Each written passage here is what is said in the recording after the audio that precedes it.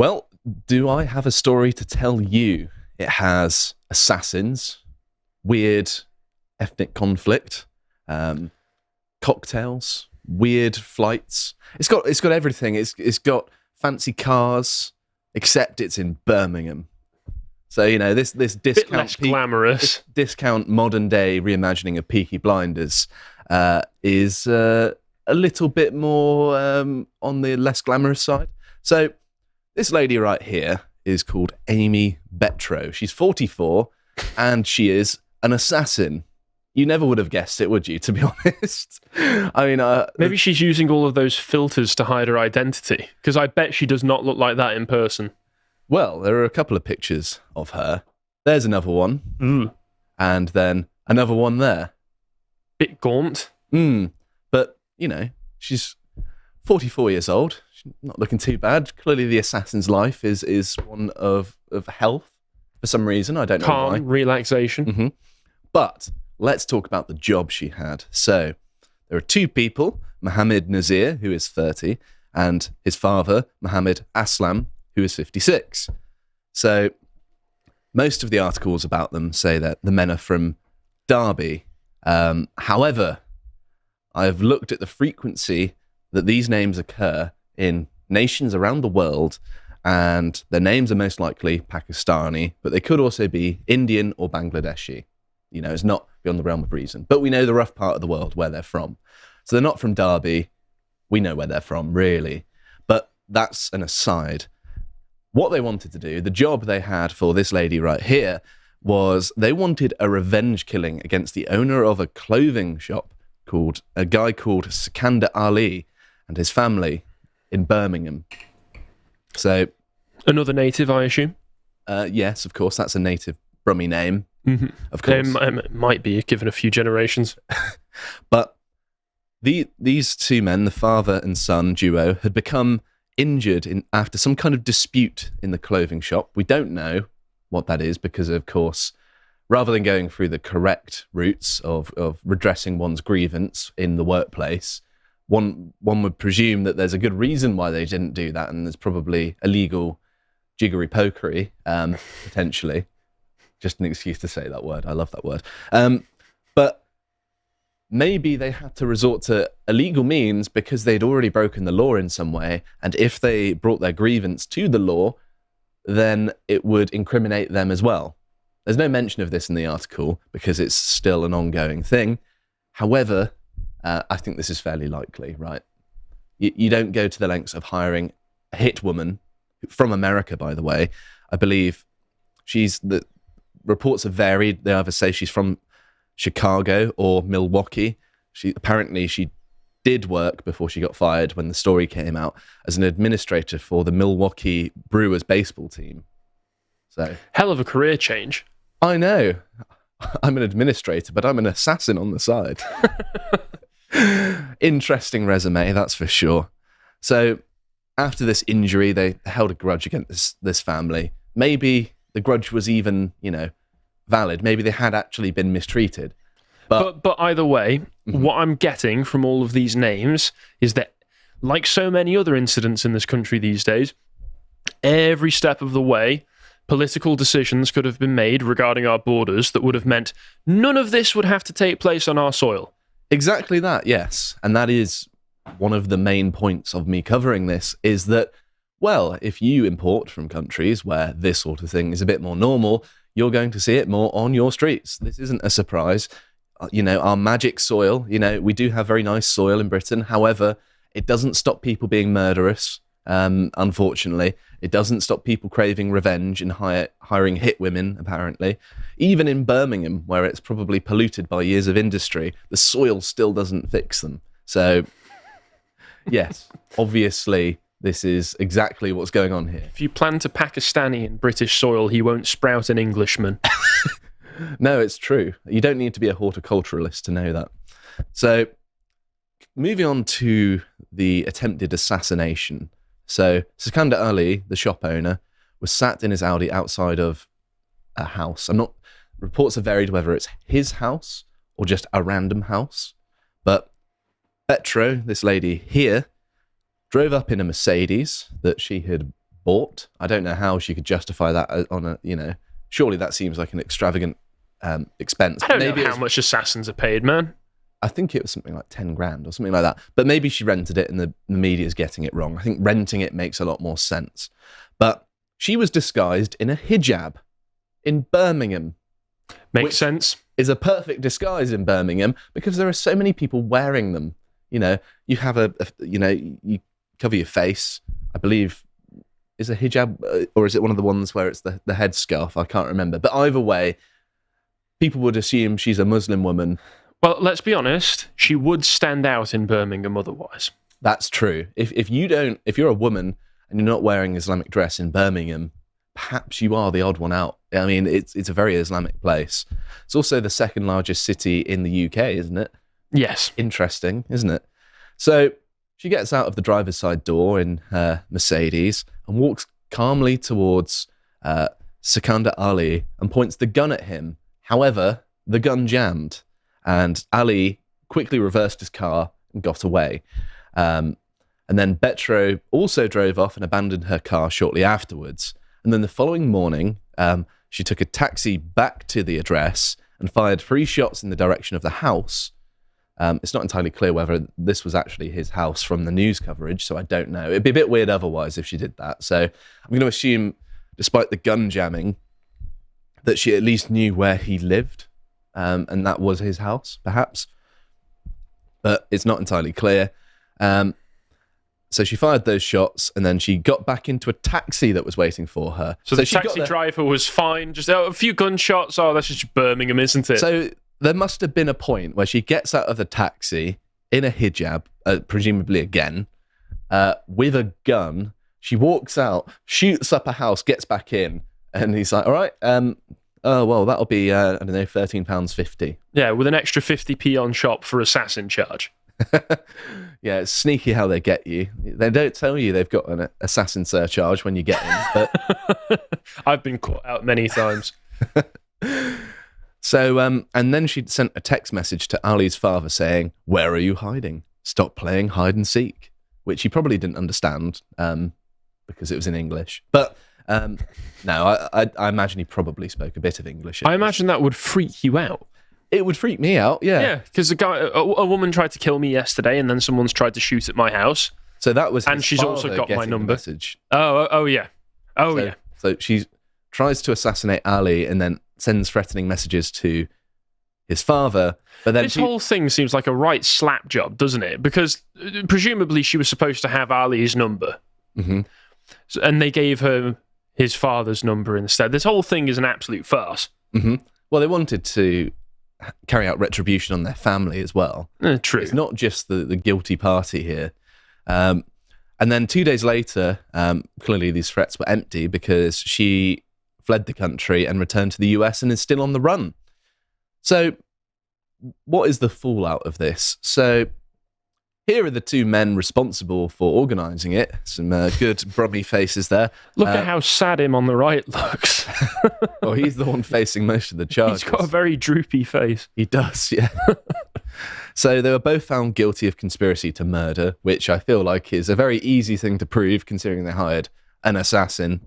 Not a very good one. I don't think she's necessarily even carried out an assassination before, from what I was able to read. So she was a first-time assassin. She'd literally just gone from her job as what was it again? An administrator for a baseball team. To assassin, and this was her first job, and she's right bungled it. I know, yeah. I mean, you get what you pay for, I suppose, don't you? Mm-hmm. Well, it's one of those things, actually. That what was it? The guy who ran a sort of deep web website hired a hitman to kill someone, and it turned out to be a Fed. I mean, this happens a lot. What was the name of the website? There was the singer of a metal band. He's out of prison now. Oh, which one were they? They were ironically enough, they were a Christian metal band.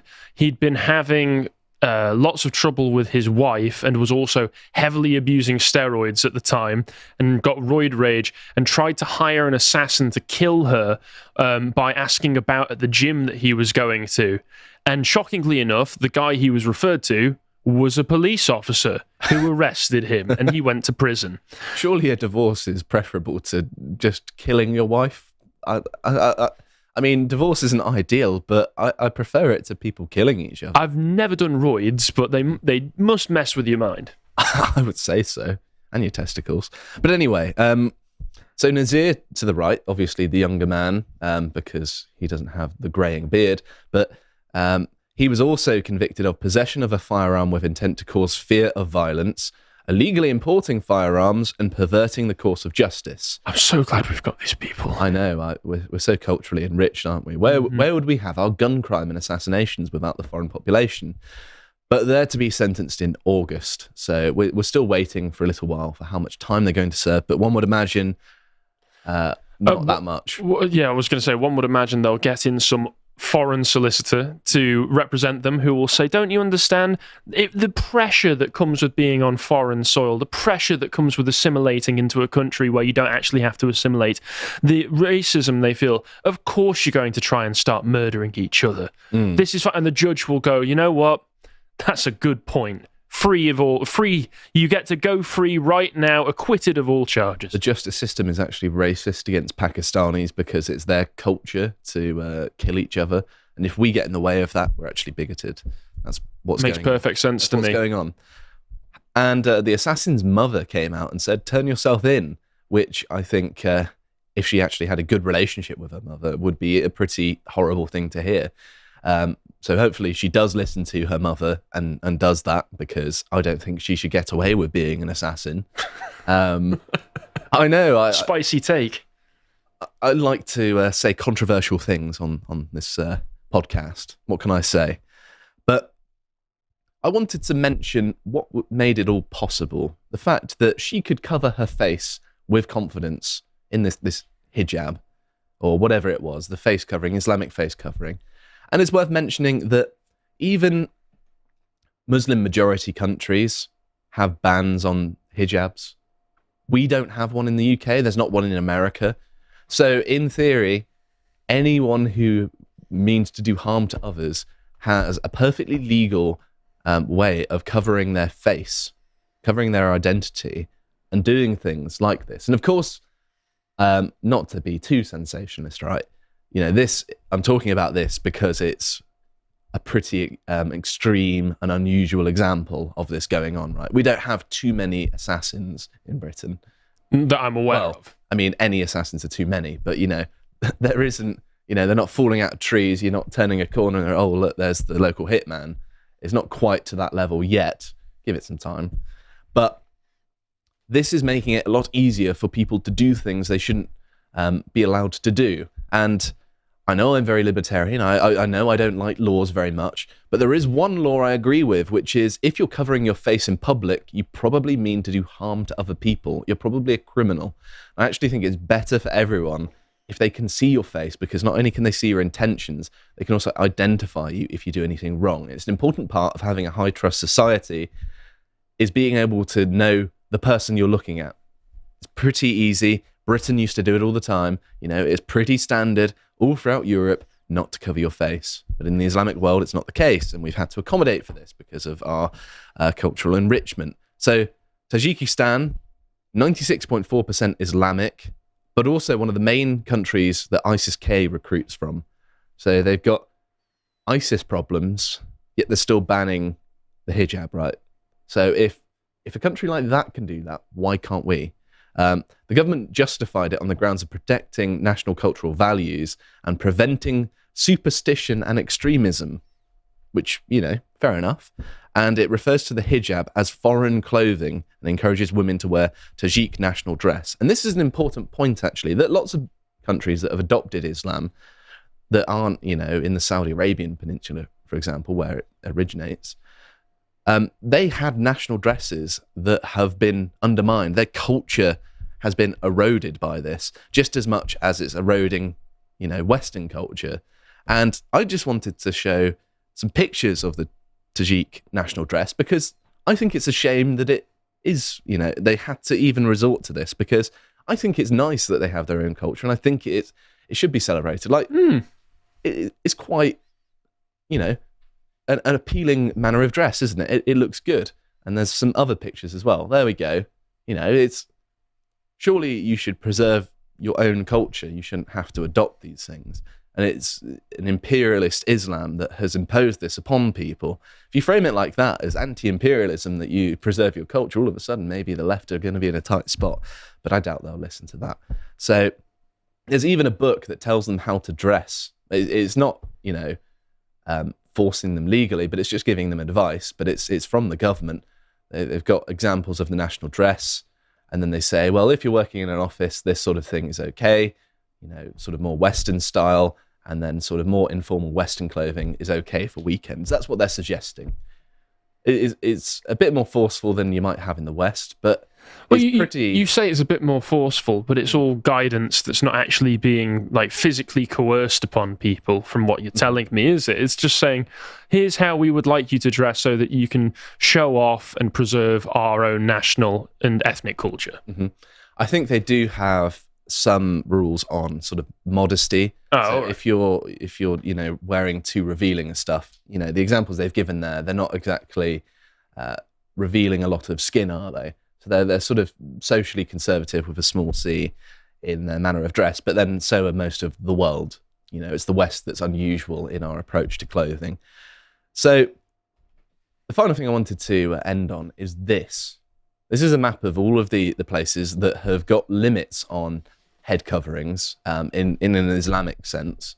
And actually, the UK, America, Australia, even Canada's got some partial limits, are sort of abnormal. Sweden as well, that doesn't have limits, and also Portugal and Greece. But, France has a ban in public places, Canada, Italy, Is Spain. that Austria? It looks like it. Yeah, they have a ban, and the Czech Republic as well, I think. It's difficult to tell. The map's really small. I do know my countries. It's just, cheers. But yes, Denmark as well has banned it. Now I can't see the key. But the Netherlands has some sort of ban. I think it's a ban in public places. Even some of North Africa, which is Muslim, Turkey, has some limitations on it, and yet Britain doesn't. You've got parts of the world that are majority Islamic that are restricting these sorts of things. So it's not beyond the realm of reason to start putting limits on this, because it is unnerving to have people walking around with their face covered. It puts you on edge. It doesn't make you feel comfortable. And if, we are to have a high trust society, it's probably a good start to start banning this sort of stuff. Hi, folks. Thanks for watching. Because we're demonetized on YouTube, if you would like to support us, and we appreciate all the support you give us, go to lotus.com, sign up for £5 a month, and go and watch Calvin Robinson's Common Sense Crusade. I myself am an atheist, but I'm an allied Christianity, and I love being able to say that we have an openly pro-Christian show on our platform. In this one, Calvin is talking about Sharia law in the UK. You can see why we have to put this behind the paywall. Keep us employed, and we'll see you soon.